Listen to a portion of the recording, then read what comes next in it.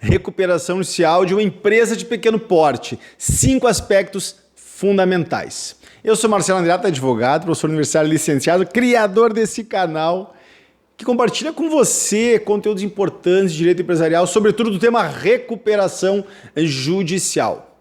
Hoje eu vou compartilhar com você 5 aspectos práticos que você deve ter absoluta atenção se você decidir trabalhar com recuperação judicial, com o foco em MEs e EPPs, tá bem? Então, 5 pontos importantes. Na verdade, eu havia pensado em compartilhar um case em que eu promovi uma recuperação judicial desse nicho particular do direito, mas você sabe, o Estatuto da Ordem proíbe que se compartilhe processos práticos, concretos que a gente desenvolveu. Então, eu decidi sintetizar 5 aprendizagens que podem ajudá-la a atuar com eficiência. Meu caro colega, você sabe que para cada recuperação judicial de 500 milhões, de 1 bilhão, nós temos 50, 100, 150 recuperações de 2 milhões, 3 milhões, 5 milhões ou 10 milhões. Acontece que os players desse mercado têm a atenção voltada para a recuperação judicial bilionária e não se atentam para a dinâmica de crise que as pequenas e médias empresas também atravessam. É por isso que o treinamento avançado em recuperação judicial tem o foco nesse segmento do mercado. Mas enfim, vamos lá. 5 aspectos fundamentais. Eu vou antecipar os 5 aspectos aqui. Primeiro, do fechamento do contrato. Segundo, por que a recuperação judicial se coloca como a única ou a melhor opção? Terceiro, acerca da tempestade enfrentada pelo empresário. Quarto, do arranjo negocial. E quinto aspecto, da própria aprovação do plano. Então, eu vou explorar esses 5 temas com você. Peço que você se prepare, pegue um café, uma água, um suco e venha para cá. Primeiro tema do fechamento do contrato. Meu caro colega, se você não estiver convencido que recuperação judicial é o melhor remédio para o agente econômico em crise, eu costumo dizer, nem desça para o play. Se você não sabe defender recuperação judicial, não defenda a recuperação judicial. Se você não entende os benefícios do processo de recuperação judicial e se você não percebe que os custos do processo são infinitamente menores em relação aos benefícios, melhor dizendo, que existe uma assimetria entre os benefícios alcançados pelo processo e os seus custos, fazendo com que o processo seja realmente invejável do ponto de vista dos benefícios que oferece. Se você não sabe fazer isso, cara, não defenda a recuperação judicial. Sabe por quê? Porque você não vai conseguir fechar o contrato. Então, o primeiro aspecto é esse. Você deve acreditar no Instituto e, para acreditar no Instituto, você deve conhecer argumentos substantivos para defendê-lo. Eu utilizo os argumentos científicos extraídos do Observatório de Insolvência da PUC de São Paulo. Quais são os dados que eu utilizo? Eu utilizo a métrica de aprovação dos planos e a média, as medianas dos planos aprovados. Então, primeiro, de cada 100 processos de recuperação judicial, de cada 100 planos que são levados aos credores para apreciação, 88,4% são aprovados. Ou seja, a cada 100 processos, 88 processos têm a aprovação na Assembleia Geral de Credores. Cara, qual é o resultado parecido que você encontra em uma análise científica processual? Se um colega lhe conta que de cada 100 processos ele ganha 88 processos, você acredita? Se o seu cliente chega no seu escritório com uma demanda de responsabilidade civil ou da seara laboral, você garante para ele que de cada 100 processos que você entra com esse tema, você obtém êxito em 88%? Pois bem, eu estou lhe apresentando uma métrica objetiva, extraída de dados científicos, práticos, empíricos, dos processos de recuperação judicial em curso no Tribunal de Justiça de São Paulo. Outra métrica que eu utilizo, a métrica de deságio nos planos de recuperação judicial. A mediana extraída de 70% do crédito quirografário, de 42% do crédito com garantia real. E o alongamento médio é de 9 anos. Vê bem, eu não garanto isso ao meu cliente porque eu não sou irresponsável, mas eu sustento com toda integridade que é possível alcançar estes padrões em um processo de recuperação judicial, porque eu estou tratando apenas de medianas científicas. Tá bem?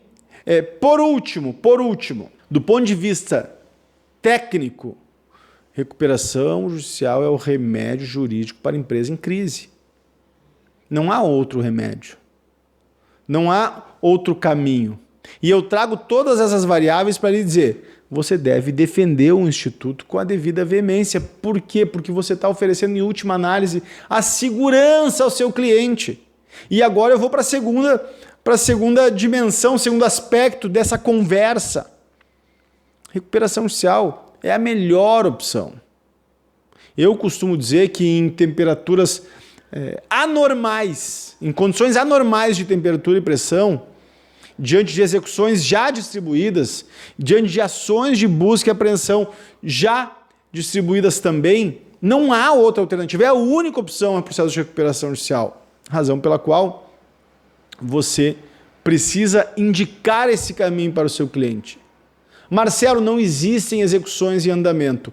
Há sim outras alternativas. Eu sugiro que você visite os enunciados do primeiro congresso do Fórum Nacional de Recuperação Empresarial e de Falências, que sinalizaram para a pertinência da mediação pré-processual prevista no artigo 20b da Lei 11.101. Então, se você não tem nenhuma execução distribuída, se o seu cliente ainda não está enfrentando execuções, quem sabe acionar o Sejusc Empresarial seja um bom caminho. Agora, temos execuções distribuídas que têm o condão de interromper o fluxo de caixa do seu cliente, evidente que recuperação judicial é a melhor solução. E colocando nesses termos, é isso que eu queria chegar nesse segundo ponto. Colocando o tema nesses termos, você garante ao seu cliente a segurança que ele precisa para enfrentar esse procedimento. Eu nunca disse que era fácil. Se você procurar todos os vídeos no qual eu enfrento o tema recuperação judicial, eu nunca disse que o processo de recuperação judicial era algo simplesmente despreocupante. Nem existe essa palavra, né? Mas, enfim, eu nunca afirmei que recuperação judicial não era algo sério. Nunca disse isso. Eu nunca disse para um cliente que não tem o que fazer, vamos fazer uma recuperação judicial. Não é assim que eu compreendo o instituto. Agora, se eu não colocar um instituto com os seus devidos benefícios para o meu cliente e garantindo que é o remédio jurídico para agente econômico em crise e que nada tem a ver com o processo de falência, se eu não colocar assim esses termos, eu não vou deixar o meu cliente seguro para decidir ingressar em recuperação judicial. E o que eu preciso é que o meu cliente compreenda o que é um instituto e veja nesse caminho o melhor caminho para retomar o seu erguimento ou para enfrentar a crise. Então, eu ofereço numa boa explicação desse remédio jurídico e afirmando que é a única opção, eu ofereço na realidade segurança ao meu cliente. Então, vai por aí nesses dois primeiros pontos. Vamos fazer só mais uma reflexão. Quando você conversar com o seu cliente, peça para ele apresentar o faturamento bruto dos últimos 2 ou 3 anos e nesse faturamento peça para ele explicar o grau de endividamento que também deve conter nessa linha ou nesse fluxograma. O que indica, o que sinaliza a pertinência do pedido de recuperação judicial é o faturamento diminuindo progressivamente e nesse mesmo período o aumento do endividamento, do vencimento das dívidas. Se você perceber esse gráfico, que essas duas linhas se atravessam, meu caro colega, a recuperação judicial é a melhor solução. Tá bem? E você colocando com clareza para o seu cliente, você terá dele a confiança necessária para promover a recuperação judicial. E por que essa confiança é necessária? Eu vou para o terceiro ponto desse vídeo. O terceiro ponto diz respeito à tempestade enfrentada pelo empresário. Meu caro colega, eu não sei se você já parou para pensar um pouco, para compreender a dinâmica psíquica do empresário endividado. Cara, primeira coisa que você deve ter em conta, isso não é simples. O camarada que enfrenta uma dívida do tamanho de 10, 15, 20, 30, 40 faturamentos mensais, ele vive em uma tempestade. Ele dorme e acorda preocupado com esse grau crescente de endividamento. Não são raros os casos de empresários que vão à depressão. Não são raros os casos de empresários que enfrentam uma crise conjugal gravíssima. E o que era antes o melhor ambiente para se estar passa a ser um inferno. Compreende? Essa dinâmica psicológica, por assim dizer, ou psicossocial, eu não sei bem definir, essa dinâmica vivenciada pelo empresário, ela deve ser debelada por você como advogado, como advogada, oferecendo segurança para ele. Esse empresário não tem condições emocionais de se preocupar com a operação desenvolvida pela empresa, porque ele está preocupado com as execuções. Ele não tem condições de olhar com frieza o conjunto de atividades que a sua empresa desenvolve. Não tem condições de, por exemplo, olhar com frieza a necessidade de demitir um funcionário ou de contratar outro funcionário.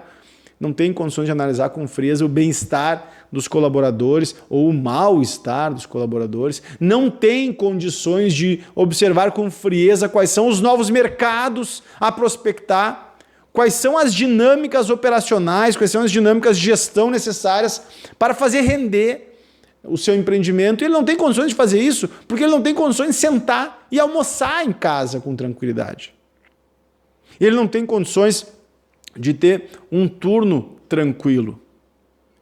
E se você não construir com o seu cliente, sob bases seguras, o remédio jurídico para esse cenário de tempestade, como eu estou aqui chamando, você não vai ter o contrato assinado.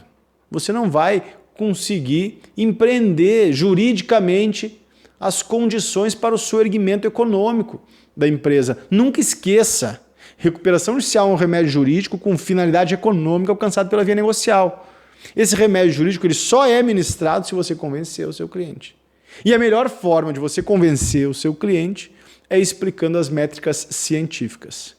Se você não convencer o seu cliente vai continuar nessa trama tortuosa, sem saída e vai inexoravelmente levá-lo à falência.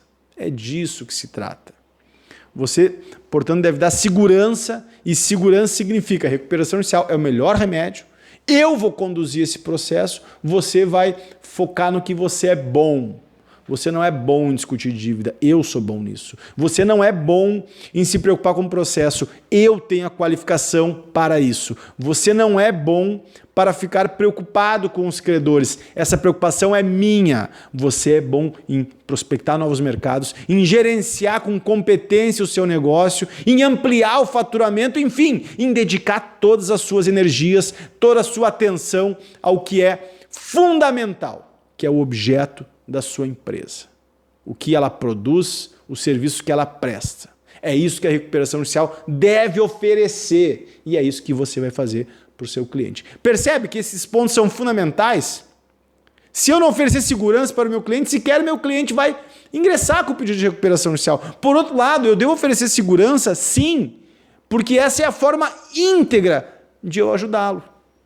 Há sim integridade, há sim verdade, há sim valor no que você vai realizar. E aí vamos para o quarto ponto. Então, veja só, fechou o contrato, deixou o seu cliente seguro para fazer o que ele sabe fazer. Ele não sabe negociar dívida, ele não sabe processo, deixa ele fazer o que ele sabe, no que ele é bom e vai você trabalhar no processo de recuperação judicial. Nós estamos no quarto ponto agora, o arranjo negocial. O que é o arranjo negocial? Meu caro colega, deferido o processamento da recuperação judicial, suspensas todas as execuções, você vai sair da frente do processo e vai negociar com o conjunto de credores. E vai negociar com verdade, com integridade. Você vai ser verdadeiro e apresentar a situação econômica real do empreendimento.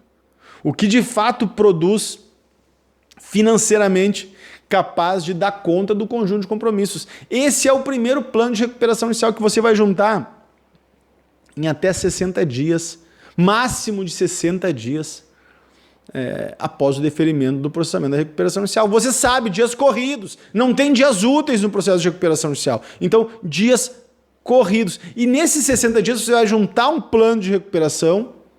Esse plano deve ser condizente com o fluxo de caixa projetado, com a projeção econômica que você também tem a obrigação de juntar com o plano de recuperação, e esse plano será apreciado pelo conjunto de credores. Agora, corta para mim e vê que coisa doida. Eu já vi recuperações iniciais em que a empresa juntou, o plano não juntou, o laudo de viabilidade econômica, o que é simplesmente um absurdo. Um absurdo. Juntou um plano sem correspondência fática com a produção financeira. E o juízo, ao invés de convolar em falência, o juízo determinou que se retifique o plano. Tudo bem, vamos homenagear o princípio da preservação da empresa, mas vamos sinalar aqui a incompetência dos colegas que assim procederam. Máximo respeito, mas, não juntar laudo de viabilidade é uma incompetência. Então, essa é a primeira variável. A segunda variável, esse primeiro plano é um plano que pretende estabelecer uma espécie de ancoragem negocial. Esse primeiro plano juntado 60 dias após o deferimento do processamento, ele não é o plano que a rigor será apreciado pelo conjunto de credores. É o plano que vai ancorar o procedimento de negociação com cada credor visando a aprovação dele na Assembleia de Credores. Portanto, não se surpreenda se o plano não for maravilhoso ou se o plano for muito pesado, muito draconiano. Agora eu estou falando com o credor. Você deve sim discutir o plano. E como advogado da recuperanda, esse primeiro plano ele deve ter como valor primeiro as melhores condições para a empresa. Esse primeiro plano, apresentado 60 dias após o deferimento, ele deve apresentar condições de excelência para a empresa, que, se aprovar, deixa a empresa numa situação muito confortável. Por quê? Porque é evidente que ele vai ser renegociado no curso do processo de recuperação inicial. E se você coloca um plano já ruim para a empresa, o curso da negociação, esse plano tende a piorar. É essa a razão que faz com que o primeiro plano juntado seja normalmente um plano draconiano, com cláusulas simplesmente absurdas. E aí não quer dizer que eu concorde com isso. Eu estou simplesmente diagnosticando um fato. E esse primeiro plano, vamos para o quinto aspecto, que é a aprovação do plano. Esse plano juntado vai ser atualizado nos termos das negociações travadas. Marcelo, como se aprova um plano de recuperação inicial? A resposta disso está no treinamento avançado em recuperação inicial 2.0. Mas eu posso lhe adiantar que intensas negociações aprovam um plano. E quanto mais negociadores tiver, melhor. O cenário que eu considero ideal, e eu vou aqui abrir o jogo, deixa eu ver o tempo aqui, se não está muito extenso já, mas eu vou abrir o jogo. O cenário ideal que eu imagino, que eu trabalho, o cenário ideal que eu aposto para a aprovação do plano tem no mínimo 2 negociadores. Um negociador com o cenário A e outro negociador com o cenário B. Nos planos que nós aprovamos, nós tínhamos 3 negociadores. Um com o cenário A, ou seja, o apoio do banco 1 e 2. Outro, o cenário B, o apoio do banco 1 e 3. E o cenário 3, o apoio do banco 2 e 3. Cada qual articulando, na medida das possibilidades, a aprovação do plano a despeito do colega. Tá bem? É interessante mais de uma pessoa negociar o plano porque tem ponto cego que o colega não vê. O cérebro nos trai, a inteligência nos trai. Então, eu vou dar só um exemplo. Em um plano de recuperação judicial em que trabalhamos, nós tínhamos a convicção que teríamos o apoio de um banco X.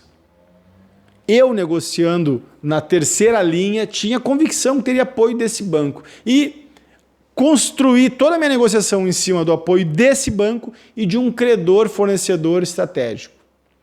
Consegui o apoio do credor fornecedor estratégico e o apoio desse banco ele foi sendo postergado por uma série de medidas que passavam por reuniões em comitês, e no dia da aprovação do plano, este banco tinha apenas a aprovação da suspensão da Assembleia. Acontece que o colega que negociava a segunda alternativa tinha também a aprovação de um outro banco. Bom, para resumir, nós tínhamos a aprovação da estratégia 1 com um banco forte e eu tinha a aprovação desse credor fornecedor estratégico. A soma dessas duas estratégias permitiram a aprovação do plano a despeito desse meu negociador, desse banco no qual eu negociava intensamente, a gente não conseguiu fechar a aprovação. Agora, se eu tivesse sozinho negociando esse plano, como eu tinha convicção que o banco com o qual eu negociava iria aprovar, eu não iria negociar com aquele outro banco que o meu colega aprovou. Não sei se eu me fiz entender, mas o que eu quero lhe dizer é que é razoável, é inteligente mais de uma pessoa negociar a aprovação no plano de recuperação judicial. E eu estou falando de recuperações judiciais de 5, 10 milhões. Marcelo, recuperação judicial de 200 milhões. Cara, aí é uma equipe. Você não vai sozinho, você não vai individualmente aprovar um plano de recuperação de 200 ou 300 milhões. Sequer você deve formular esse plano solitariamente.